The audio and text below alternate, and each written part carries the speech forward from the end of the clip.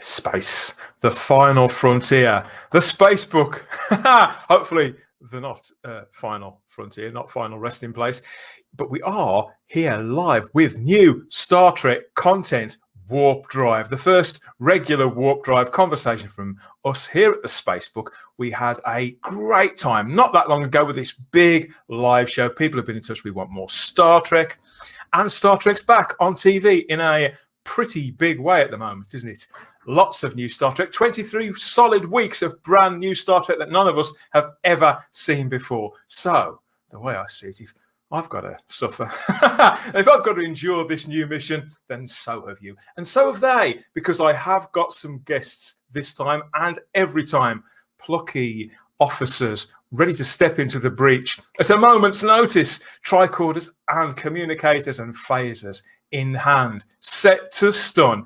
And speaking of which, let's bring in the first one. It's the always stunning Rabbi from another planet. We're going to find out whether that's an M-class planet or not as well here now. Live, here he is, Svilbeck in the Rabbi. More of a class planet. Ah, I see what you did there. He's a very naughty boy.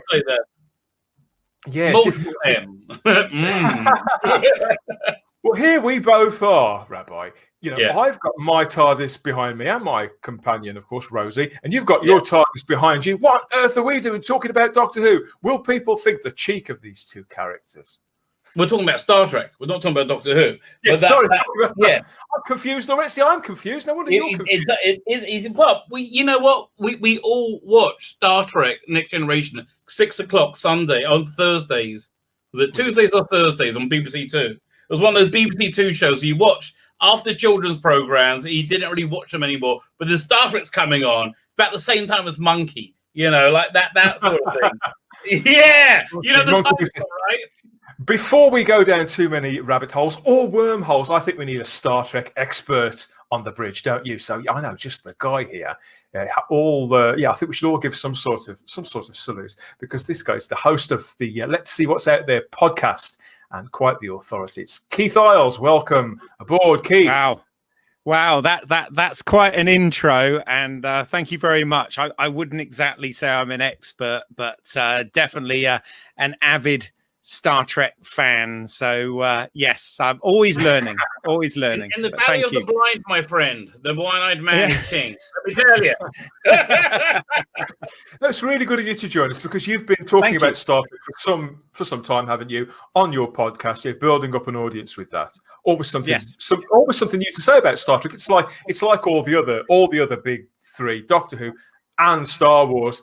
Even when they're not making new material, we find other things to talk about. So with all this new Star Trek, you must be in your element. 23 solid weeks of Star Trek. There you go. It's the gift that keeps giving, right? Absolutely. I mean, it's. I'm yet to catch up with the lasted iteration. Obviously, always keen to see more, for better or for worse. Fasten your seatbelt, my friend, because this could be somewhat of a choppy ride, and we need an engineer, don't we, or somebody who sort of tinker and fiddle and make sure it's all going according to plan. So somebody who is sort of mega up with all that. And I think this guy's the perfect example. Is the writer, producer, and director and friend of the channel, the mega geek, Ian David Diaz. Welcome aboard. Hey, mega geek. Yes, here we are. How are you guys? Right. Oh, fantastic. I've gone a bit Star Trek. This is the closest I ever get to cosplay. This is my blue t-shirt rather than my black t-shirt. I've got little communicator badges upstairs somewhere. It's a very, very warm day. It's too warm to be wearing headphones. It really is. I'm going to wear them anyway. Otherwise, I won't be able to hear what they say. Because unfortunately, they still haven't invented the communicators, have they? Which would not interfere with these. They're really letting the side down. Yeah. So, Ian, what does Star Trek mean to you, mate? Me?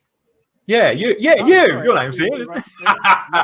Star Trek's always been in my life ever since the 60s Star Trek, which was on BBC Two, as I recall.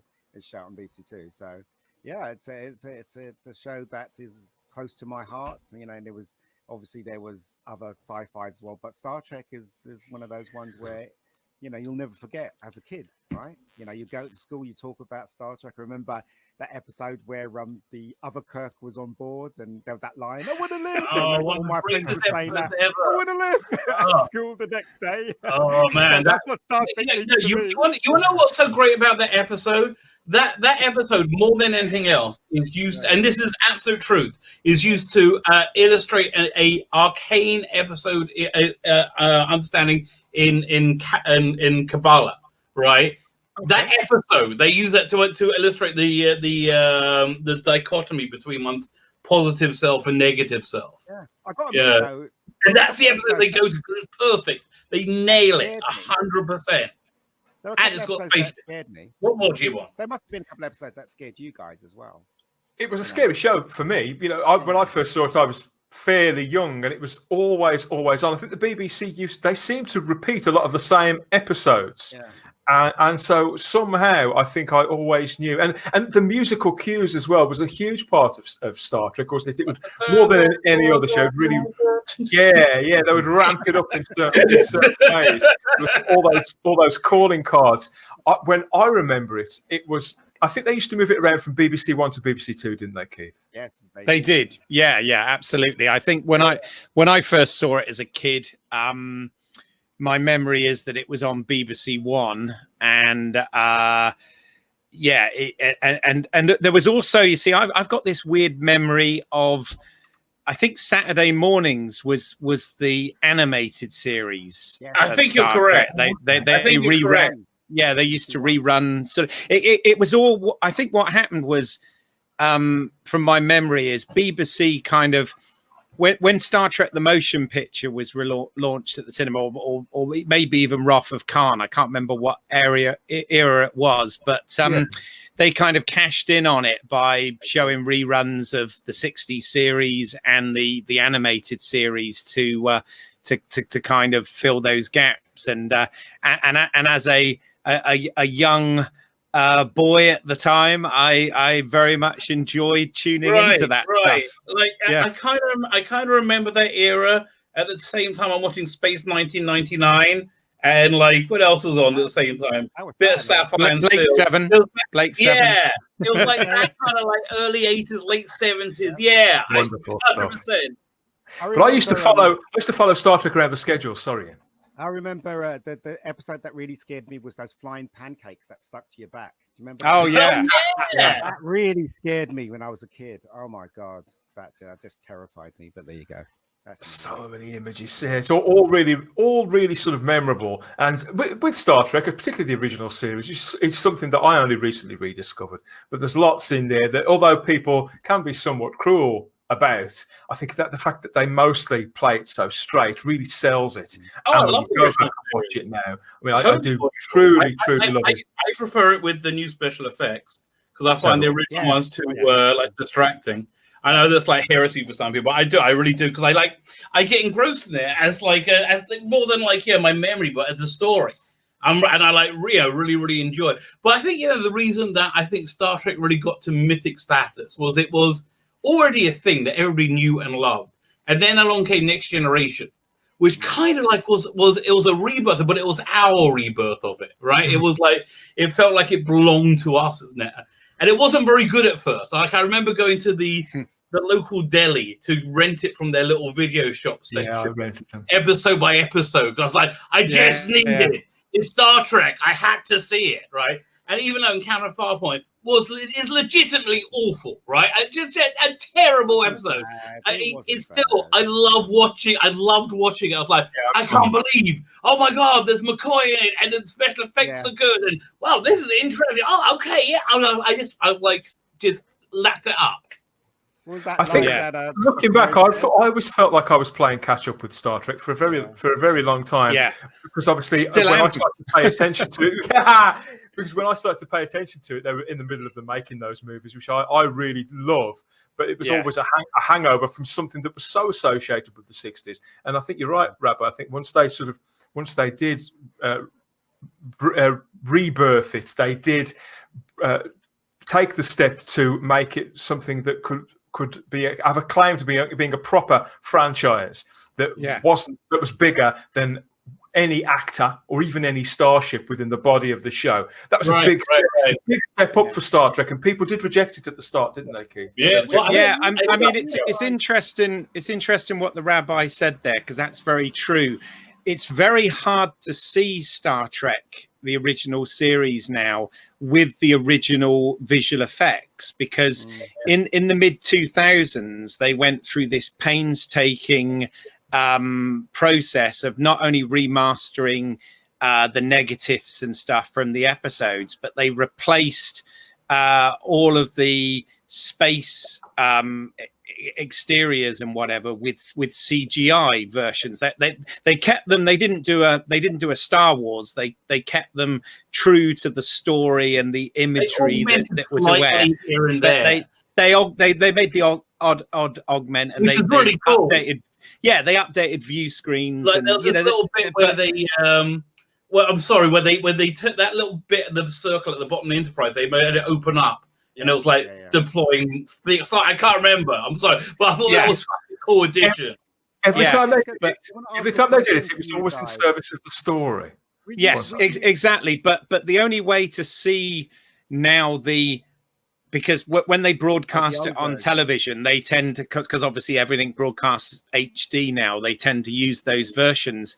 And the only way really to see the original visual effects are when the original series was first released on Blu-ray. The Blu-ray had both versions, and you could select which version to watch. That's the only version to get, mate. That's why I got them. I'll ask a question. Yes. When Next Generation started, were you all aware that there was a huge backlash for that show? I was a bit too young. I was a bit too young about that. I wasn't at all. I mean, because obviously the internet wasn't, a big thing. Only when I went. It didn't exist. Right, exactly. Yeah. When I went, they used to have a pub, as I've said before, called Star Trek Bar in Victoria. And only then, when I started going there and started talking to the people that were there, only then did I realize that there was a big backlash against it. And I didn't even know that exists, because when it started on BBC Two, I was like, great, Star Trek, and it's got new people in it. I just accepted it. I just accepted the new, thing. I've been reading about it since the original sort of press release about it, since the first murmurings about it in the magazine Starburst. And the entire time it was in production, there was letter after letter sort of trickling through onto the letters page of that. And if any of you wrote those letters, shame on you. There was letters creeping onto the letters page. It was, and the general feeling was, if it hasn't got Kirk and Spock, then it hasn't got me. That was the standard phrase that a lot of people would say, which I think is that kind of mantra is the equivalent of a hashtag we get now with hashtag Daniel Craig is not Bond. Or right. Yeah, you were only playing once, wasn't it? That was what they said. But they had the movies, though, didn't they? They had the movies. I mean, that's the reason why I wasn't complaining. We had the movies. Then we had new. Well, that's the both worlds, literally. I remember when I went to see Star Trek 4, there was a little bit of animosity when building up when people were talking about it being made. They're like, I remember there was this girl in like a Uhura outfit. She looked really good, great cosplay. But it was really weird because it was in the West End. It was like middle of London. I mean, it's like, but they were like, she was in full cosplay. I was like, well, that's pretty ballsy. And there's a few people there, and but they were not happy about Next Generation being made. I remember thinking, that's odd. But you were in London at the same time as me, weren't you, Rabbi? You did not discover that pub in Victoria, the Star Trek bar. No, I used to go to the Fitzroy Tavern, which was the Doctor Who one. Right, I know that. I've never been to that. I've heard about the Fitzroy Tavern, the legendary. Yeah, I've been there plenty of times. Actually, when I was there, the last time I was there, somebody was dressed as Tom Baker, just ordering a beer, and he was doing the voice of Tom Baker. He was really good. He was really good. Yeah.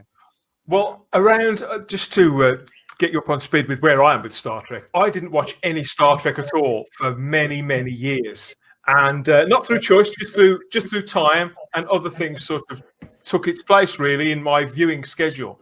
And then in 2016, when it was coming up to the 50th anniversary of Star Trek, I decided, and obviously Discovery by that point, they'd announced that CBS All Access was going to be making all this new Star Trek. I thought, well, wouldn't it be good to go back and watch the earlier stuff? And I bought the DVDs of TOS with the new updated special effects on. So, okay, let's get back into Star Trek from day one, treated as a new show, and all just opened up for me again. If anything, I liked it even more this time. And I didn't. I never hated the original special effects at all, but with these new ones, and so I eventually, because I got them all on VHS, and I eventually went and replaced my my VHS tape. So that, if anybody says, because people say to me, "Are you a Trekker? Are you a Trekkie?" And I say, "Well, not really." They say, "Well, you're a big Star Trek fan." Well, not really. And then I think, when I go back home and I look at my bookcase. And that probably leaves me some credibility, a big claim to being a Trekkie or a Trekker. I mean, like, there's nothing there you don't have. That's the entire collection. That is absolutely everything. Yeah. That is okay, so I think you get the prize. You are. You can choose to be a Trekkie or a Trekker. Okay, either way, it's cool. But the ones, as you can see, that the ones on the left-hand side there, that's what I went to first. Those were the new special effects on TOS. Right. And all the others gradually. Yeah. I mean, the DS9 and Voyager stuff, because I've got those on tape. That was a tough sell. Oh, I want a Blu-ray DS9. I'm pleased to see you got the animated series in there. Yes. There you go. Sneak that in place. And I've got that one too. Yeah, it's a nice set, and I watched it all in sequence. So I started with TOS, did the animated show, and then watched Star Trek Continues. Oh, wow, that's so cool. And that was just around the time that Star Trek Continues was just wrapping up as well. So I timed it just right when it was ending, and then I went and did. And I'm now into Star Trek: The Next Generation. I've just started Star Trek: The Next Generation season 3. Oh my God! You just started it? Oh my God! That's the best season. The best season. Yeah. Oh my God! Let me just. I got to see an episode, guy. What are you up to? You're up to Evolution, so, yeah. right? I've just over the yesterday's Enterprise. Yeah, that's part of it. Yeah. So over the last 2 years, 18 months or so. So I went through the TOS stuff. Got to the next gen, so I've watched season 1 and season 2, neither of which I find greatly offensive, but obviously some of it is a little bit like treading water. So the other day, I've got my season 3, the opening episode, which is called Evolution, and I remembered it being a major step up anyway, but of course, coming to it all in sequence again rather than cherry picking, it's even more so. I mean, this was the cast shot. Oh my gosh! I'm looking at the episode guide. You are on such a trajectory. Oh my God! This is actually like one of my all-time favorite episodes. Is at the end of towards the end of the season, and then you got the best cliffhanger, the best cliffhanger ever. Now, I have seen all of this. This is the third dip for me. I had them all on VHS, and then I went and I bought the DVDs there. I've had those for a while. But when I saw this cheap, I couldn't really resist this. So I bought the Blu-ray box set there. I've got that. Yeah, it's great. Yeah, totally worth it. I mean, when I compare them, because I saw a comparison video on the internet, and these have got this sort of yellowy glow to them on DVD. Right. And, they were unloved, I'd say. And when I saw what they'd done to them for this, I just couldn't resist it. Had to have it. And they look incredible. And the first episode's called Evolution. I don't know if any of you remember that. But they put the cast. Great. It's got, what's his name from Twin Peaks in it? Has it got, who was he in Twin Peaks? Yeah, Picard takes the arrow. Picard is becoming this real, action hero. This definition of bravery and nobility. They build him up into be this incredible hero this season, and it's so great. And I think this is really very tough. I think getting the new outfit works for him. Well, good. And next season he gets a jacket, I think, which is even cooler. This season is pretty cool. I think the legend was that they replaced the uniforms because the previous ones were so unflattering and very tight that a lot of the cast were complaining of back problems. Right. About it. It must have been awful for them because when you see them, they are very, very tight, aren't they, Keith? Well, Deanna Troi never got out of a very tight outfit, did she? Wow, there was a reason for that, I'm sure. Yeah, exactly. But apparently the legend has it that that they found those suits, those original uniforms, unflattering and uncomfortable, but also because they were made out of lycra, they absorbed odor, body odor. So apparently they, even after washing, they smelled really bad. So when they redesigned these costumes into the two-piece with a, you know, slightly looser and a collar and all that sort of stuff, they also used you know, a more natural fiber-based material, so that they were a little bit more pleasant. Apparently, according to legend. Tell. I think it reflects in their acting too. I mean, just in the one episode that I've come to in this evolution. By the way, Dan, I'm sorry, I got it mixed up. The episode I thought you saw was about 4 or 5 episodes later. My God, the episode you saw was like the weakest one in the season. It was like a Wesley episode. Yes, I remember it had those like really crap like AI things, that robots they had to put somewhere because they wouldn't fly there by themselves. Like why they, you know, it was okay. It was an okay episode, but that's the worst one of the season. That's the funny thing. What do you guys think of the cast? Is very brave though for this Star Trek, isn't it? I mean, casting someone with no hair. The Americans cast someone with no hair, and also he's French. That's very brave, don't you think? I mean, they would never have done that in the 60s. Well, they tried everything, didn't they, Keith? I mean, you must have seen those pictures of Patrick Stewart in the wigs. With the wig, yeah. The network, the network wanted him to have a wig at one point. But you know, credit to Gene Roddenberry. He was the one that you know, insisted that this not only, you know, were the characters extremely different to the original series, but, you know, he wanted Picard to be older and bolder and, you know, just very, and French English. Yeah, right. He wanted the guy from Cagney and Lacey, the older, he's the older detective in Cagney and Lacey. He's the guy he wanted as Picard, I think. Of course. Yeah, and it was like, so I think whoever was he was fighting with won, and thank God he did, because Patrick Stewart really was, you know, look at the cast. It's such a vital part of the show, diverse, isn't it? I mean, before all this crap started happening, it's very, very diverse. You got Worf, you got you know, Geordie. Obviously, Diana Troy is gorgeous. She's British, you know, and it's just it's you know, and the American, you know, the square jaw American obviously was Frank's, wasn't it? He was meant to be, and then you've got Data. You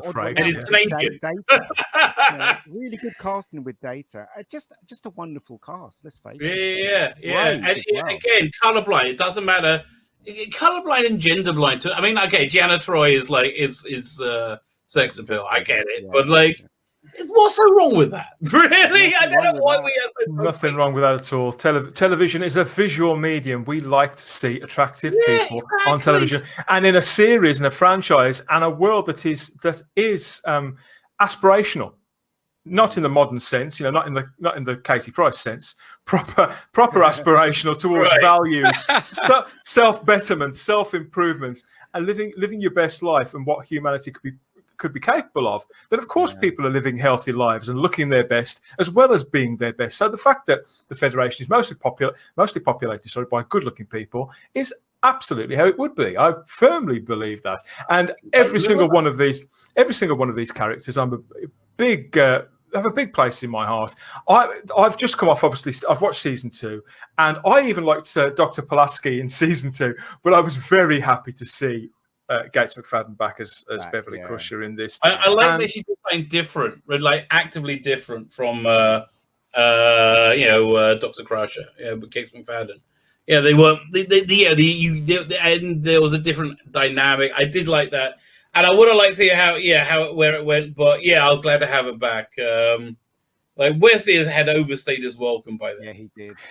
Well, that's the thing. You were talking about how weak this episode was, and although I won't labour the point because it is a very average episode, the areas in which it did the areas in which it did impress me are those that the simple reality is, because it is such a basic episode of The Next Generation, and even retreads that the things that were already setting people's teeth on edge, that Wesley saves the ship, kind of those Wesley-centric stories were boring people silly.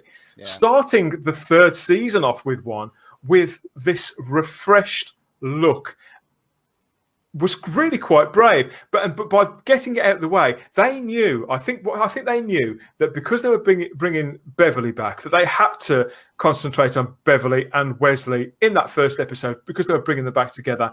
And they take this opportunity to, the storyline is nothing special, but they put so much work not just into Beverly but into Wesley as well. And the character seems just a lot more levels than he was before. They have him sort of working alongside this older scientist and their this natural phenomenon which they liken to a geyser, to the old faithful on planet Earth. So they're sort of observing that, and it only erupts every the best part of 200 years. And Wesley's studying this too, and that's where all these sort of the nanotechnology sort of takes over the ship and throws it all awry. The rest of it's really, really mundane, but yeah, it does highlight all the areas that they, during the hiatus, during the summer break, where they said, okay, we need to sort this out now. We know what we're doing. We're confident that there's an audience for this show, and to really lock it down. There's new incidental music. The direction looks better than ever. And I think, and this is, I'm not being flippant about this. I think just the fact that the actors feel more comfortable and more confident to deliver better performances in those costumes just lifts the whole thing. I think you're right. Enjoyable. So what I'll be doing is we're going through the relationships in the story. That's really good. I mean, relationship between Geordi and Data, it's really, really good. And I love the idea that it's that develops over time, doesn't it? That's a black guy that he's the engineer. You know what I mean? And that was kind of like not seen in those days. You know what I mean? So I like all that. I have to say, that's one of the things that just really annoyed me about Picard. Like Picard and Data didn't have such a close relationship. It was Data and Geordi. What the hell? Like, what did it? What really annoys me about like current Trek, especially Picard, was they go like, I kind of remember Data and Picard, and there was kind of an Enterprise thing in the background. Let's get rid of that. And it's a phasers, and now the Federation's bad, right? Oh, wait a minute. The Federation's gone corrupt. What could that be like? So, they did. They in the movies, Picard and Data got a little closer in the movies, from what I can remember. I haven't seen those films for a long time, but not to the extent. They were acquaintances. They were close acquaintances. Really? I love you, Data. What the hell? Where did that come from? We missed that. They've got about 4 movies out. We missed that. It must have been in the outtimes when they went on screen.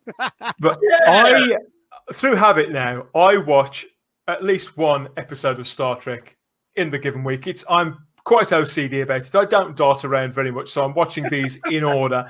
But I will, for the sake of podcasts and videos and all the rest of it, I will sort of dip in and out of other things now, because I think it would be fun to talk about other shows. Yeah. But so that's what I'm doing. I'm spending an evening in the 24th, 25th century, half of which is with Picard and rediscovering all these new episodes now in HD. And of course, the other half is it's not in HD. Well, it is in HD, but it's also in 2D, because this launched this week, didn't it, everybody?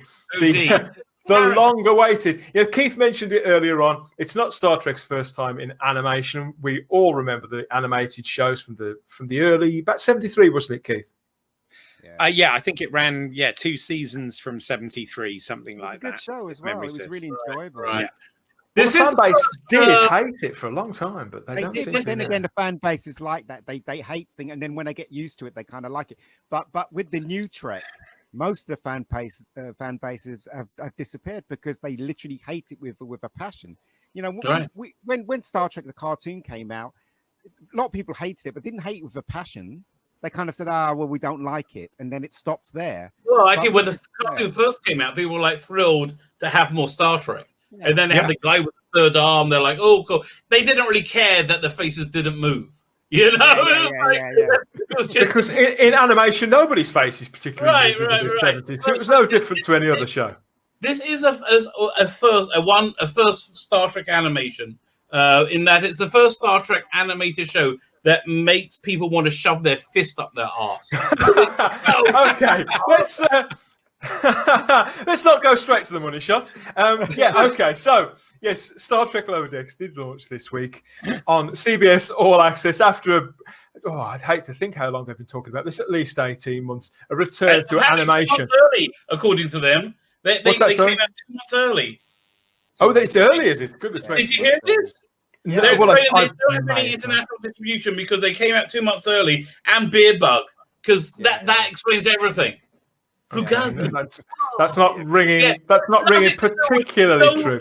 Wants this, and they can't give it away. But the selling point. There's nothing to do with that. No, it's just they're just working out the right deal. Basically, the deal is they're on their hands and they're saying, please, Amazon, God's sake. No one wants to distribute it. That's the problem. Oh, God, yeah. I wonder why. We don't know when this is going to officially turn up in the UK, because on Netflix in the end they got the short treks completely for free, didn't they? From what I understand. Yeah, and they didn't get the second season. I'll say this is not as bad as the second season of short treks, which is the worst thing. Honestly, it's like when I watched that, it was like Indiana Jones when the thing comes out and melts everybody's face. That is that bad. Well, but yes, it's not as bad as that yet. Spock singing in the elevator is really bad. It's getting ready for the fight. Oh my God. I think it's important that we say, for the people out there who haven't caught this yet, because there are plenty of territories that it's not available in. Yeah. The USP of this is that it's animation again, but it's not Saturday morning animation, really, is it? They're going, if anything, they're going for sort of late Saturday evening.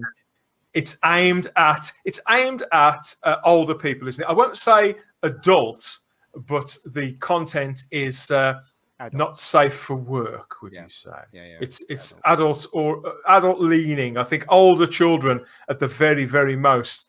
So and they're some of the creatives worked on Rick and Morty. It's not the creator of Rick and Morty, despite what people seem to think. But it's one of the head writers on a couple of the seasons. So I think they've cherry picked staff to work on it, and obviously they're all Star Trek fans. But yeah, the idea was to bring it together. Wait. Don't besmirch the Star Trek fandom, please. Well, this is how they sell.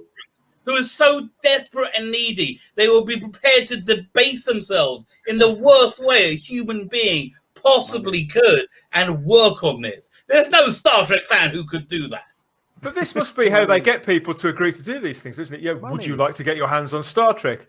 You know, would you like creative freedom to do what you like with Star Trek? Yeah. And they say yes. And then they say, okay, but for that freedom, you've still got to do this. You've got to do any one of a number of things to deliver the show that we need, that's fit for our purposes. And this is obviously a half-hour animated show aimed at late teens and upwards people, leaving out. I don't think children could watch this. I don't know. I haven't got young children anymore. I think it probably is a little too adult. The comedy is very, very broad. So the first episode premiered this week. It's called Second Contact, which I think is a nice spin on a Star Trek staple. Keith, it's simple enough, isn't it? As a starting point. Yeah, I mean, I've got to be honest. I can't really comment on Lower Decks because I've not seen this yet. As you rightly pointed out, both Netflix and Amazon Prime have passed on it, which means currently official now. The only way to see it is on CBS All Access in the US. So unless you've got a VPN or something or other nefarious means, it's hard to get to see it. I've watched the trailer. And I have to say, whereas, okay, we talked about the original animated series being a bit sort of kiddified and whatever, but I could totally buy that series was an extension of the 5-year mission that was set up in the the 3 live action series. And obviously, yes, of course, you had the same voice talent and they were using the likeness for the drawings and the animation and whatever. What I'm slightly concerned about, and I'm trying to be open-minded about, but what I'm slightly concerned about with the look and feel and style of this is this. I don't know. I have my head canon is having a real hard time where I'm going to place this new show. You know, to me, it just seems a really odd choice. That's easy. That's easy. It goes in the Kurtzman universe after right round Picard. It's just if you put it in there, that's where they want you to put it. Is it set though, like timeline wise? Where is this supposed to be? Is it irony? After Nemesis and before Picard. Yeah. Oh, okay. That's Nemesis and Picard. It's about 10 years after Nemesis, I think. Right. That's the big irony of this, isn't it? Because Star Trek's been back on TV now for 3 or 4 years, but the version of Star Trek that we've been delivered hasn't been traditional. So they haven't gone for the 7/8 new characters on a starship, ideally picking up where they left off. Most people did want the franchise to continue exactly where it had left off, where we left Picard and everybody else at the end of Nemesis. So the fact that CBS are finally doing this on a starship, 7/8 new characters in the time period that everybody wanted, but it's in 2D, but it's comedy, but it's just half an hour. Okay. It's quite a cruel trick to play on the fan base, I think. This is exactly what happened. Seth MacFarlane went and pitched this show about 5 years ago to them, and they rejected it. They kept reject the Orville, yeah. And then he went on to make the Orville. They kept the pitch. I guarantee you, each log line for each episode was Seth MacFarlane's original pitch. Well, Kurt, because it's somebody who knows Star Trek. Second Contact, they got very much all this workplace humor. Yeah, no, every log line falls from that original pitch. Seth MacFarlane's probably going, I've never had a studio make my work as exactly as I've written it before. You know, does that ring true to you, Ian? So they just done exactly what I said. That's never happened before. I bet that's what he's saying. This is exactly his thing. Does that ring true, Ian? I guess Kurtzman, he's not right for Star Trek. It's obvious he's not right for Star Trek. He's destroyed a lot of franchise, destroyed the Spider-Man franchise. You know, anything that he puts his hand on. You know, the Dark Universe. He proper cocked up that Dark Universe. Yeah. So basically, he's done a lot of destroying, basically, and he's not right for Star Trek. And I don't know why he's there. And he actually admitted, right, that this was a platform for political statements. He literally said that. So if you take that in mind, Star Trek is not the Star Trek that the fans want. It's what they want. I saw that quote floating around. I mean, I've always seen Star Trek as an arena, a creative arena to bounce ideas around in and to explore topics from either side. The idea that it is a platform, that's a very different thing. Yeah. And I mean, the feeling I got about watching the first episode of Lower Decks was that it wasn't the worst thing I've ever seen in my life. No, but it was exactly the show. It did exactly what it said on the tin, really. I mean, I wasn't very, like Keith mentioned, when I saw the trailer, I was less than impressed. And my heart did sink a little bit because this isn't... I think the animation is absolutely beautiful, but I think the tone... You know, I became aware that it probably wasn't aimed at me. It wasn't, which is fair enough. You know, I can't expect everything aimed at me. But exactly, I have got a funny bone, despite the fact that I had a bit of an object reaction to Blazing Saddles recently. So I think people may think I haven't got a sense of humour, but I do have a sense of humour. And I thought, well, you know, I probably am going to like the comedy in this. It was terrible. The comedy didn't work, right? They take that half an hour, don't they, to introduce us to these new 4 new crew members that are all based below on the guess what? titular lower decks. The men are weak. The men are weak. Guess what? The men are weak. Duh. You know, okay. Is it a bit early days to know whether the men are weak yet, though? I don't know. What happens to that guy? He is on the by some alien, and he loses his clothes, and yet the girl is so perfect. You know what I mean? He is on. Let me explain. The guy on the right definitely is. He gets emasculated, humiliated, right the way through. But the guy with the sort of the Borgie-like eye, I think I wasn't so sure about him. Well, come on. And I didn't he particularly like him. But... Stupid to dismiss the girl at the end. Do you remember the date that he was on? You know what? It wasn't that bad, to tell you the truth. I know Gary and Babyface, and all of them were saying it's really terrible and stuff like that. Really, in reality, it wasn't that bad, but it wasn't good though. That was the thing. If your expectations are managed to the point where they told us that what they were going to do, they told us they were going to deliver a gobby animated show. They told us what sort of the how broad the humor was going to be. Of course, people are going to review it. Dan, People, the bit in the beginning, right? Did you find that funny when she sliced his leg? I didn't find it funny. It's completely. They did it on. I found it funny when they did it on the Orville 2 years ago. Oh yeah, exactly. That's the problem. Exactly. That is the problem with it. And here's my thing with it and the humour. Accepting the fact that I'm well into my 40s now, I genuinely feel that this kind of show would appeal to me. I think Rick and Morty is quite good, and I like the fact that moves at quite a click. But in this, you see, with Rick and Morty and with other animated shows, there are several other big sci-fi animated shows which I haven't caught yet. I hear lots of good things about. But with me and these shows, it still has to come down to the characters. And with these four, I wouldn't say they're all fiercely unlikable, but they all seem like they're speaking with the same voice to me. They're all, if this was, let's say, the cast of Friends, they'd or some other ensemble sitcom, they'd all be the hyperactive one in inverted commas. Everybody speaks. Everybody speaks at 100 miles an hour. I know. The main one is the most obnoxious one in the universe. Unbelievably so. And the fact that she's clutching her eyes at that guy. Than everybody else. Mariner, yeah. I mean, the idea that this person has chosen, that Mariner has chosen her station, she's chosen to be lower decks, that she's got a lot more talent. She's just thumbing the nose at them. She's so brilliant. She's not brilliant. She's an idiot. Sorry, I wasn't impressed by it. Like, is she like a comedian and this is like a shtick, or is she just like making this up?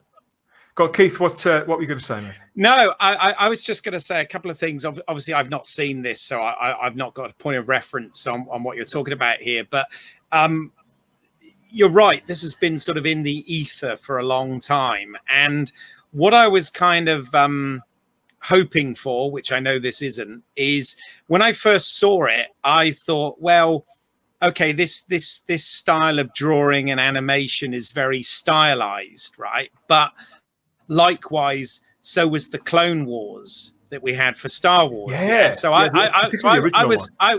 was kind of hoping that it was going to have this stylized visual style, but it was still going to sort of,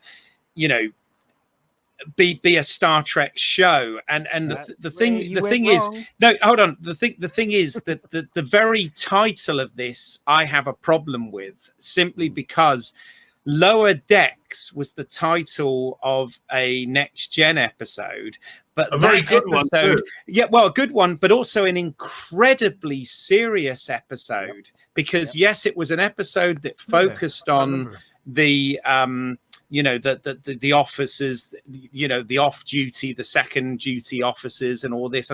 But it actually ended up, I don't want to spoil it for anyone who hasn't seen it, but something happens in that episode which is incredibly moving and incredibly serious, right? So straight away, I mean, I know I'm probably stretching and being a bit nitpicky here, but the fact that they name this after an episode that's so poignant and so serious and so moving, and they've made this slapstick comedy thing out of it or whatever, is kind of bugs me slightly. It's almost as if they have no knowledge, understanding, or appreciation of Star Trek. It's almost as if that's the case. Let's go to somebody who has watched it then. So, Ian, you say that they clearly don't understand Star Trek after you've watched this. We've got our Warp Drive Facebook group up there, which I've put a little thing on the bottom there. There's a Warp Drive Facebook group. If you go and get involved in the conversation over there, it's growing all the time. We're building up this group. We've had it a little while now. It's sort of been regenerated, but they're talking about it now. A great many people. Early reactions to this episode. A lot of people have said that our friend Matt Dazula, for example, hello Matt. He says, they clearly understand Star Trek. And I respect Matt's opinion. He loves Star Trek as much as we do. But you feel differently, don't you, Ian? Can you put your finger on as to why? Look, it's not Star Trek, right? And look, I don't care. Look, let's compare this to Final Space. I don't know if you guys have seen Final Space. Yeah, that's much more comparable. Now, right. So the first episode of Final Space, the very first episode, you cared about the character Gary. From the first 3 lines he says, you go, what the fuck is going on? And then as you learn what Gary's doing, you suddenly care about him because he's funny and he's stupid, you know, and he has this way of looking at life that's just simple, right? And he's very loyal. But with the first few lines of this, where she slices the guy's leg, you're like, what the fuck is going on? This is not funny. So who do you think? Who do you think? Who do you think then, Ian? Our point of entry character into the show was supposed to be. If it's not Mariner, who was it supposed to be? The green girl? No, it's definitely Mariner, isn't it? She's the lead. And, because she'd been, the crew was established. She was the new, the green cadet. She's the new, the new crew member, isn't she? Yeah. But it doesn't work like that, does it? Look at the woman. She's like the wacky one that you got to. She's both Richie and Fonzie, right? She's everything. It wasn't. Listen, guys. It wasn't that bad. I know a lot of people wailed on it. It wasn't as bad. A lot of people wailed in it and said, you know, this, that, the other. But to tell you the truth, I did enjoy it, but I didn't laugh once. I got to admit. And okay. How do you define enjoying something then? Well, I'm enjoying this meal. I just hate every morsel of it. No. Right? That's not what I'm saying. That's not what I'm saying. What I'm saying is I enjoyed it, but I didn't think it was funny. Right? It wasn't that I was bored with what I was seeing. It was interesting. It held my attention. Yeah. It held my attention, but it wasn't great. That's what I'm saying. It wasn't. Yeah, it just repelled me. I suppose this is repelled me. That makes sense. If you think that they're trying to with this show, they're trying to tick 3 boxes, aren't they? Exactly. It's animated, it's Star Trek, it's comedy. Yeah. So, is it animated? Yeah, the animation's fine. Yeah. The animation, I quite like this. I find it quite pretty. That's 2 boxes. That's 1 box ticked. Is it Star Trek? Is it funny? That was unfortunate. It's not funny. Yeah, that's what I'm saying. That's where it fails. To me, that's certainly not funny. They do go to pains to say they're Star Trek. They don't go to a lot of pains. They go like name check Batless and like they go to a lot of pains to say to name check every Star Trek thing possible. They do, of course. But just like Keith, I love Star Trek, and I'm hoping that this will work. I know Discovery doesn't work. Definitely doesn't. First season Discovery was okay. Second Discovery was just woke as hell. And I agree. Even worse. I'm hoping this one could make me be more interested because like this is just the first episode. By the first episode, it's important to say this, isn't it? There's still 9 to judge the entire series. Keith mentioned quite rightly earlier on about Star Trek Next Generation season 1, and we were talking about the slow build. This is just 1 episode of 10. Exactly. Yeah. There are talented people working on this. There's another 9 of these to go. Yeah, I think you're highly optimistic. Oh God, absolutely. I'll take that. Yeah. Okay, it's starting off with garbage being made by a bunch of people who have only made garbage. The garbage they made has only got worse. Yeah. So from your mouth to God's ears. Wouldn't that be great? Suddenly, next episode is great. Why do you bring that on? Kurtzman's only producer on this. Apparently, he didn't have any creative say in this at all. Apparently, so I don't think anybody did. That's why. That's why that despite because I felt similarly to Keith, but the reason why I was sort of holding on that I thought now this potentially could be the best thing that's come out under CBS All Access because I did know that Alex Kurtzman was further into the background, and I thought the animation, the way the story went along, a lot happened way too quick. But again, it's just first episode, lots of character, just all the characters shouting at each other all the time and running around. Didn't matter how old they were. There's a little twist in the story, which, to be honest, I didn't see that coming. I won't spoil that. I don't spoil that for Keith. I didn't see that coming. I saw it coming, but it's not so. But it's not something we haven't seen before. The story was the problem. The story was fine. If that was okay, wasn't it? It's the characters and the insanely annoying delivery of like the insanely bad creative choices. I'm reminded of. Did you ever see Entourage? Entourage. My One of my favourite shows.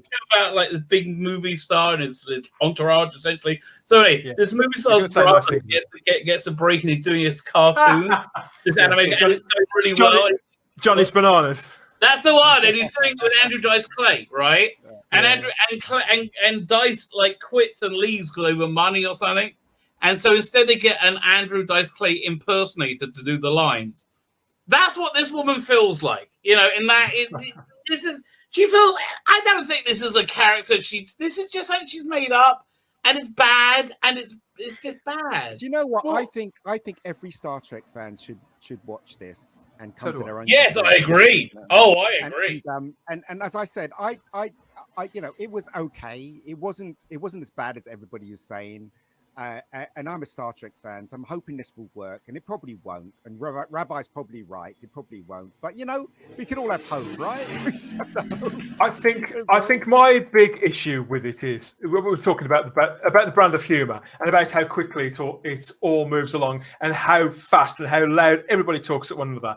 That's not to my taste. Okay, fair enough. Yeah. But whose tastes is that for? Because that is the way that characters talk in children's animations, but we know this isn't aimed at children. So it's not aimed at children, and it's clearly not aimed at me, because that kind of dialogue and the fact that the characters are so thin like that, because they're all shouting at one another all the time. So if it's not appealing to the kids, it's not appealing to me.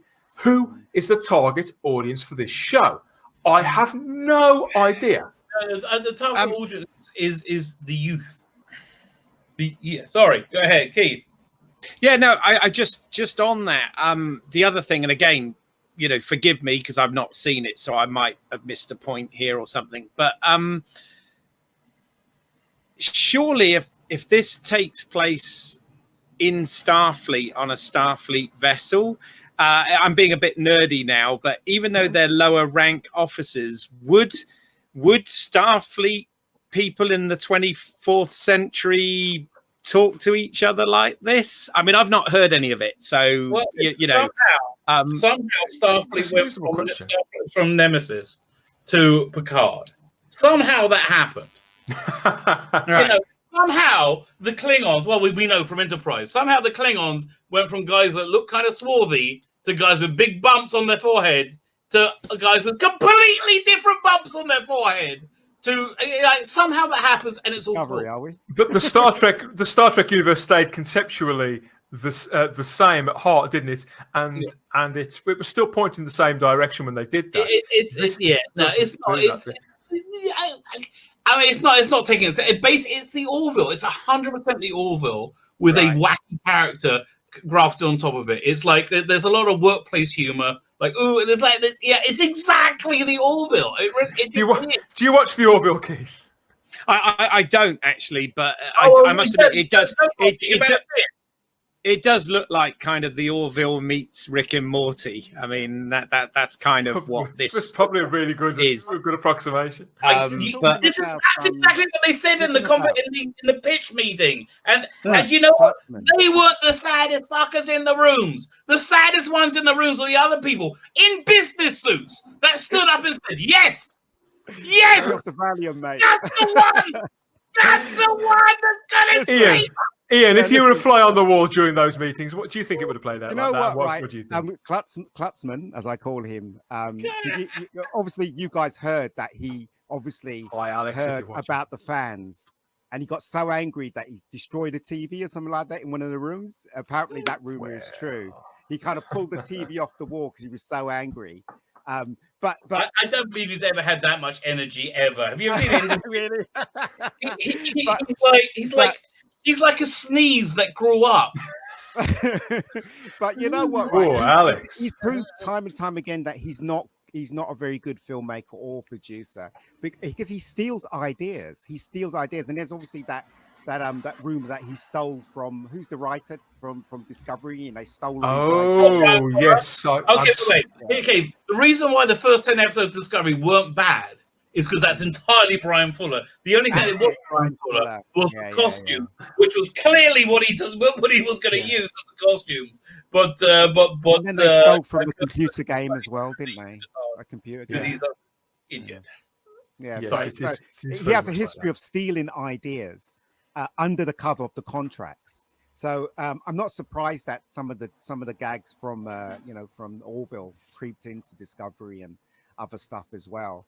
And on top of that, he thinks it's a platform, and some of the actors think it's a platform for political statements. And this is why this isn't Star Trek, So there you go. What do you think Oh, of the that's Starship? brilliant. Anybody like the new Starship? I do like it, actually. I don't mind it. Like it. Well, I mean, listen, there was a lot of very In Star fact- Trek there. Like the whole second contact thing, I totally hear it. You see, again, that's Seth MacFarlane. I'm guarantee you it's Seth Did MacFarlane. you not notice in the beginning sequence where it flies towards the cubes and everybody's fighting the cubes, and then it turns around and it flies away to escape from the.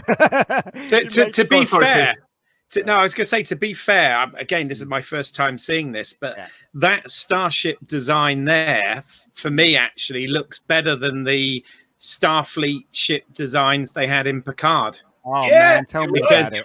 Because that was one of the things I was a bit disappointed about with Picard at the end when the Starfleet vessels showed up. They essentially all looked the same and had nothing special about them, and didn't really sort of fit into the aesthetic that we were used to. Whereas that looked like that actually does look like it's from the same era as the Enterprise and whatever. Yeah, you're right. You're right. But they ran out of so money. I like that. The rumor is that they ran out of money, so basically they got the special effects guy to copy and paste. Yeah. I would say the best moment of Picard was Riker on the bridge going, weapons up, ray shield. That 3-second soundbite was wonderful, and maybe he said, please do a Riker TV show. Forget this. I want to talk just for a moment about this point in the story, because obviously there are people out there who are sort of clasping this pretty tight and saying, this is Star Trek. They get Star Trek. This is so Star Trek. And as you've seen, I mean, we've just seen the Borg. We can see all these calling cards. A lot of that stuff is there, and they do drop things into the dialogue to sort of embed it into the Star Trek world. But for me, where it all just gets upended is in the actual script and the story itself. Without going into too much detail, during the course of this one episode, we find out that the lower decks officers, they don't have quarters like everybody else on the ship. They all share bunks in what it looks like to me to be some sort of squalor, where they walk from the showers to their beds completely naked a great deal of the time. Yeah. Really? Okay, we're talking about the 24th, 25th century. But, I mean, you kind of saw well, it seems to me though that this isn't very Star Trek. The idea that there is an underclass almost that they've created, and that people have to fight their way and prove their way to live in inhuman conditions. Where does that come from? That is not Star Trek. Yeah, it comes from the platform, political platform. That's what they use in Star Trek for. We're talking about the lower decks. We're talking about the lower class. We're talking about the rich people, blah, blah, blah. And that's the politics they're shoving into the show that we love. I mean, Star Trek does deal with stuff like that, but not so blatant. I was shocked by that, particularly in a cartoon, particularly in a story that was quite slight, and that wasn't the worst thing in the world I'd ever seen. But that really did jar for me as decidedly on Star Trek. Obviously, Keith, we look forward to hearing what you've got to say when you come back, and when you've watched this one and maybe some subsequent episodes. Have we put you off too much? I hope not. No, I mean, obviously, I still want to check it out, and I have to, because we're going to be doing an episode of the podcast following our usual format, but covering this. But yeah, that's quite bizarre what you said. I mean, obviously, they've always had that in Star Trek that lower rank officers do sometimes share quarters. We've had that before. You see that in Star Trek 6, for example, and stuff. But to have it as a sort of class system statement sounds a bit bizarre. Maybe I've misread it. I don't know. Like I say, get in touch. I think you're pretty right. But wait, wasn't there like a bunks in? Was that Star Trek 2 or 3? I think Star Trek 2 or Star Trek 6. They had bunks. Yeah, but Rabbi, they were inside a room. You know what I mean? But this was outside a room lined in a corridor, like a hospital. Like a hospital, yeah. Oh shit! Really? Yeah. Okay. Yeah. And we're Yeah. like, That what? is odd. Yeah. Let us know if you're watching this video and you think we've got this all wrong. Let us know in the comment section, or maybe you agree with one of us, all of us. I don't know. Just let us know what you think of Star Trek Lower Decks Second Contact, and Star Trek: The Next Generation. All these memories that we've stirred up. Like, subscribe for more if you'd like to hear more of these conversations in the future. If you've enjoyed this, then yeah, you don't want to miss the next one, do you? So keep the hailing frequencies open and like, subscribe, and share it on to wherever or whoever you think may enjoy it. Gentlemen, I've got one more thing I wanted to show you. This is it is Star Trek related, but I don't know whether you'll take this as just to prove to you that things could be worse. That's what I'm saying. Yeah, I know. Let's round it off with a little bit of humour in a parallel universe, because this is our friend John Trent's website, Bounding into Comics. He's gone with this story this week. I'll put this up big on screen. Star Trek productions in chaos. CBS cancelled numerous projects, including Section 31. That may have gone for a walk. But here we hear about the creative journey a lot of this stuff has taken to get to us already.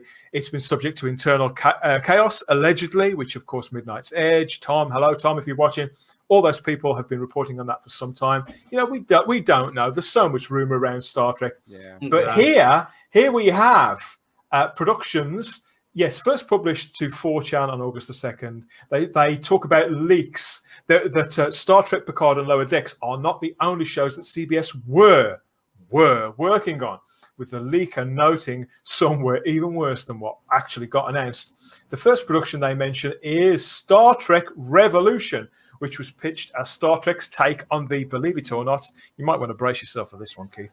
This was a take on the superhero genre. It will have followed a Starfleet officer who is infused with a symbiotic being and gains powers like the ability to survive and to breathe in space, just like Princess Leia did. Former Batwoman star Ruby Rose was rumored to have been the frontrunner to play this lead role. Now, really, I don't know why I didn't think it could get worse. Of course. But really, how could I have thought anybody else could possibly be in the running? Of course. Production on Star Trek Revolution had progressed past the conceptual stage, believe it or not, and the leaker noted that the Q would have been involved, so they intended on completely ruining the Q character, and John Delancey had been approached. The rabbi hates this idea so much, he's disappeared. He's gone. He can't take anyone. He's spontaneously combusted, Keith. That's the Q with that. Yeah. I can't think of a worse idea. This is the scary bit, guys.